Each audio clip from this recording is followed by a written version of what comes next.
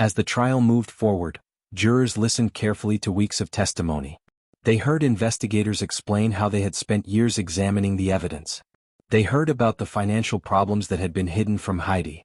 They heard how the foreclosure of the family home was only days away from becoming impossible to hide. Prosecutors argued that Nicholas Firkus had created a false story about a home invasion to cover up what really happened. They told the jury that there was no mysterious intruder. Instead, they believed the evidence pointed directly to the man who had called 911 that morning. The defense pushed back against those claims. They argued that investigators had made mistakes and that the prosecution's theory was based on assumptions rather than facts.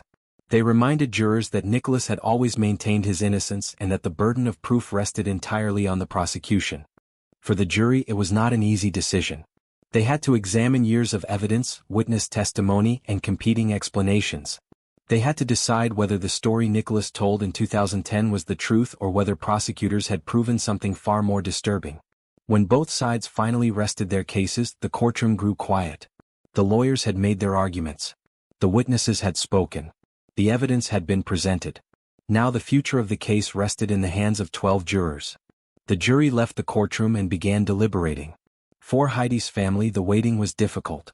More than 11 years had passed since her death. For more than a decade, they had lived with unanswered questions. Now they were closer than ever to learning what the legal system believed had happened. After reviewing the evidence and discussing the case, the jury reached a verdict. The courtroom filled with tension as everyone waited for the decision to be read. Then came the moment that many had been waiting years to hear. Nicholas Firkus was found guilty of first-degree murder. The verdict marked the end of a long and painful journey for Heidi's loved ones. Some family members cried. Others sat quietly as the reality of the moment settled in. Nothing could bring Heidi back.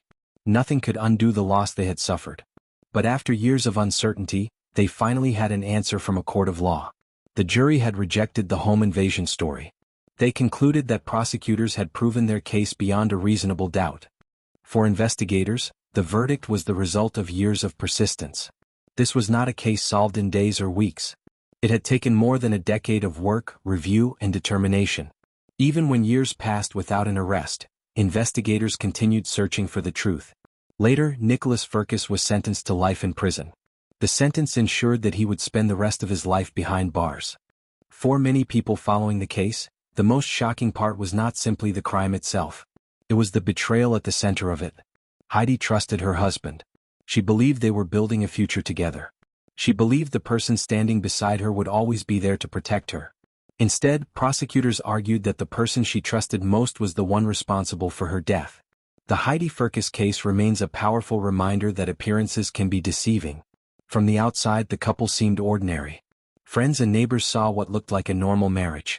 But hidden beneath the surface were secrets that would eventually lead to tragedy. Today, Heidi is remembered for the life she lived rather than the way she died. Friends remember her kindness. Family remembers her warmth. Those who knew her remember a woman who cared deeply about others and tried to make the world around her a little better. While the court case has ended, the memory of Heidi continues to live on through the people who loved her. Her story also stands as a reminder of the importance of perseverance in the search for justice. Sometimes the truth takes time. Sometimes it takes years. And sometimes it takes more than a decade before all the pieces finally come together. On that April morning in 2010, many people believed they were hearing the story of a tragic home invasion. More than 11 years later, a jury reached a very different conclusion. The answers did not come quickly. But eventually they came. And those answers changed everything. Thank you for watching. If you enjoyed this documentary, don't forget to like, subscribe, and turn on notifications for more true crime stories and investigations. Until next time, stay safe. And remember that sometimes the most chilling mysteries are not the ones involving strangers. They are the ones that begin at home.